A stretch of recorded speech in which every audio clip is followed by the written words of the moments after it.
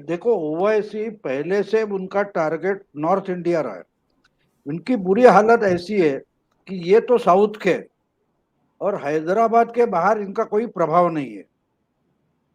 जो हमारे मराठवाड़ा के नजदीक आता है तेलंगाना, वो वहां से है। और एक्चुअली ओवैसी, वो उनका नाम जो बना है, वो औसा नाम का एक तहसील है महाराष्ट्र में, मराठवाड़ा में। वो औसा गांव से है, उनके पुरखे जो है। तो इसलिए वो ओवैसी नाम लगाते हैं, तो औसा से ओवैसी बना है। लेकिन इनकी दुर्दैवी की बात ऐसी है कि साउथ में जो मुस्लिम है वो मैक्सिमम किसी ना किसी लोकल पार्टी से जुड़े हुए हैं। तो इनकी शुरुआत हैदराबाद से बाहर कहाँ हुई आप देखिए। वो महाराष्ट्र में नांदेड़ से हो गई। कुछ 8-9 साल पहले नांदेड़ के कारपोरेशन चुनाव में इन्होंने पहली बार हैदराबाद के बाहर कुछ किया, और उनके बहुत सारे चुनकर आ गए।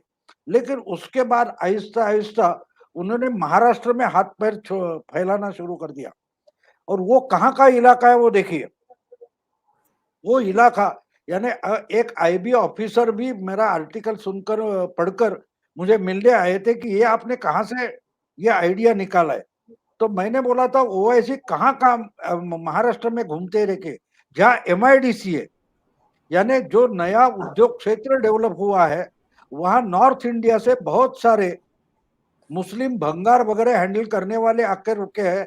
वहां इनकी ताकत बढ़ी है। आप देखो, भिवंडी में आपको उनका प्रभाव मिलेगा, जैसे कि मालेगांव में मिलेगा। मुंबई के आसपास के जो इंडस्ट्रियल बेल्ट है, जहाँ नॉर्थ इंडियन, बिहारी, बंगाली या क्या बोलते हैं, उत्तर प्रदेश से आकर मुस्लिम ठहरे हुए, वहां से वो आहिस्ता आहिस्ता 5-7 साल में नॉर्थ में पहुंचे।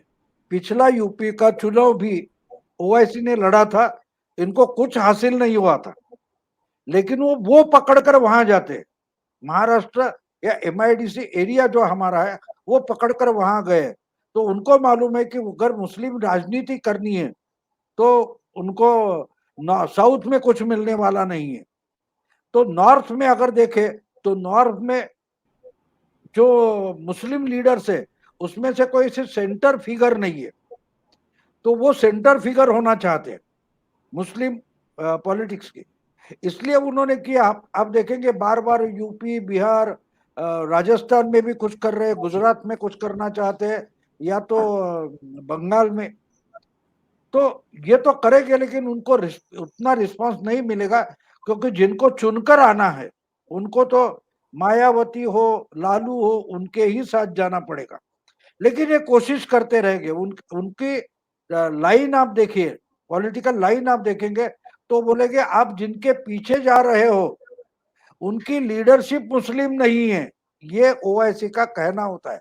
और मैं मुस्लिमों का लीडर हूं, मेरे पार्टी में आ जाओ, ये इनका अपील है। और ये अपील लेकर वो जाते हैं और नुकसान कर देते। बेचारे मुलायम, मायावती या तेजस्वी वगैरह है, उनका नुकसान कर देते। तो एक बात हमें समझ लेनी चाहिए, इसी कारण उनको बीजेपी की बी टीम बोला जाता है।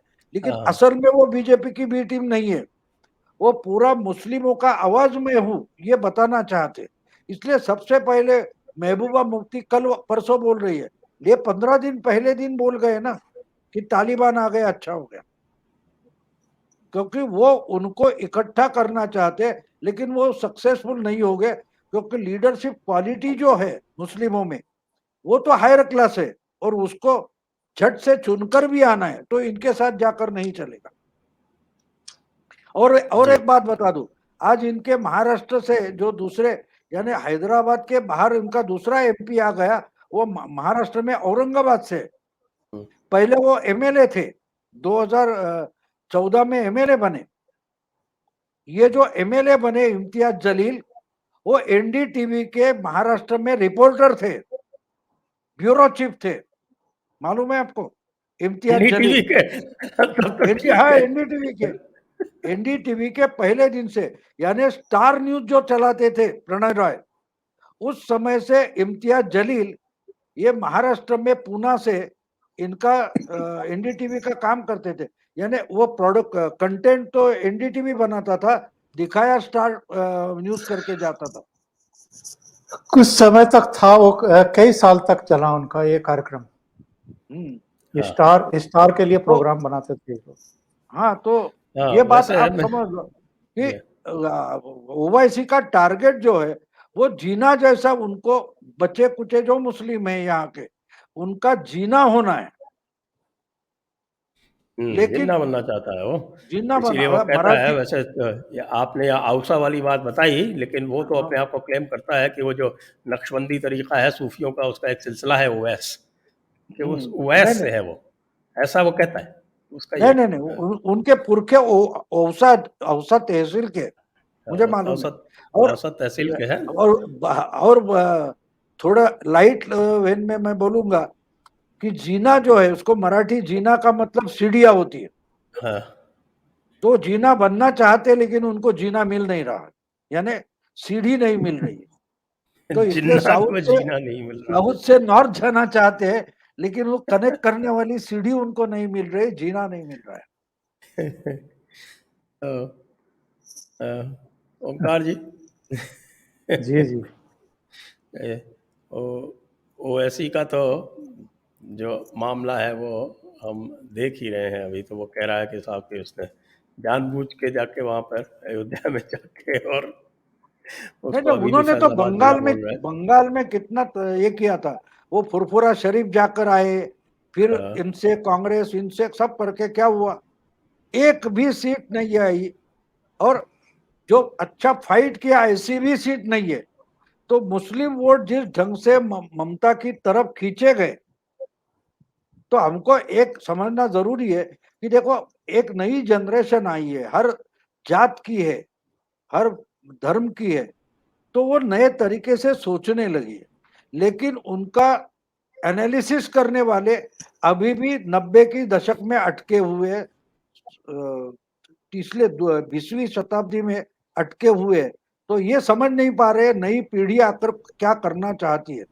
अब देखिए, आपको मालूम होगा कि हैदराबाद में जाके बीजेपी ने वो हैदराबाद कॉरपोरेशन में कितनी बड़ा सक्सेस पाया था। 4 से 3% 44 से, पे पहुंचे। हाँ, तीन से तीन तीन 44 सीटें थी, 44। 3 से 44 तक दूसरे पहुंच नंबर गए। की पार्टी बन गई। अब देखिए, 37 सालों से बेलगांव में मराठी एकीकरण समिति जो थी, महाराष्ट्र एकीकरण समिति जीत रही थी। इस बार तो इनका नामो निशान मानो खत्म हो गया। मेजोरिटी में 37 साल थी जो समिति, वो कल परसों जो चुनाव हुआ उसमें 3 सीटें या 4 सीटें आ गई। तो जो नई जनरेशन आई है, उनकी सोच अलग है। वो ऐसी झूठी अस्मिता से निकलना चाहती है।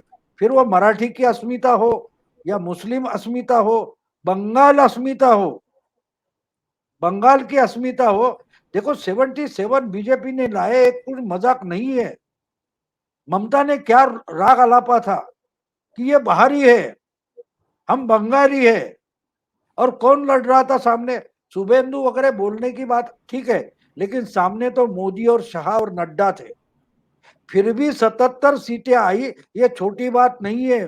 जिस ढंग से नई जनरेशन पॉलिटिकल चेहरा बदलना चाहती है, वो हमें भी समझना जरूरी है, जरूरी है।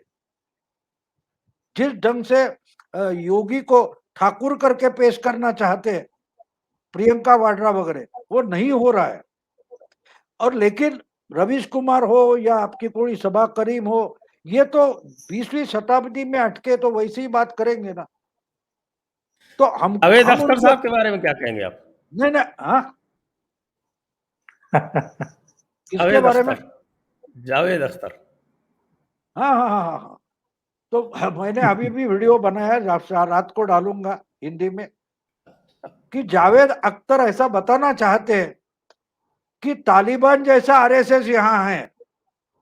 तो मैंने उनके लिए बोल दिया है कि भैया, आप ऐसा बता रहे हो कि तालिबान गलत है, यानी तालिबान को गाली देना चाहते हो। तो ये तालिबान को गाली देना है तो वहां जाके बोलो ना। यहां जब आप बोलते हो, आपको कॉन्फिडेंस है कि आरएसएस मुझ पर हमला नहीं करेगा क्योंकि आरएसएस और तालिबान में फर्क है, इसलिए यहां बोल रहे हो। यानी आरएसएस भी जितना आरएसएस खुद खुद पर आरएसएस का जितना भरोसा नहीं है उतना अख्तर का भरोसा है कि हमला नहीं करेंगे। लेकिन वही बात वो काबुल में जाकर नहीं बोलेंगे, अरे तुम जैसा हमारे यहाँ आरएसएस है, जाओ बोलो। क्यों नहीं बोलेंगे? बात सीधी है, तालिबान पर भरोसा नहीं है लेकिन आरएसएस पर भरोसा है। और आपने जो पहले बात बोली थी उस पर मैं एक टिप्पणी जोड़ दूंगा। शाही इमाम जो है दिल्ली के, उनका एक मैंने कुछ साल पहले एक इंटरव्यू पढ़ा था, तो उनको कुछ मक्का में जो कोई मुतव्वा पुलिस होती है उन्होंने बोला, अरे तो आप इंडिया से, तो आप हिंदू हो? तो गुस्से में आ गए, बोले क्या हिंदू हूं, मैं तो मुस्लिम हूं। तो बोले नहीं, आप हिंदुस्तान से आए तो आप हिंदू हो। तो ये सब रेफरेंस से उनका इंटरव्यू लिया था और उन्होंने, शाही इमाम ने बोला था, ये देश सेक्युलर है, किसी पार्टी की मेहरबानी से नहीं, यहाँ मेजॉरिटी हिंदू है, इसलिए ये देश सेक्युलर है और तब तक यहाँ मुस्लिम सेफ है, किसी पॉलिटिकल पार्टी की मेहरबानी से नहीं। तो ये आरएसएस के भरोसे बोल रहे थे और अख्तर भी आरएसएस के भरोसे बोल रहे हैं, वो संविधान के भरोसे नहीं बोल रहे।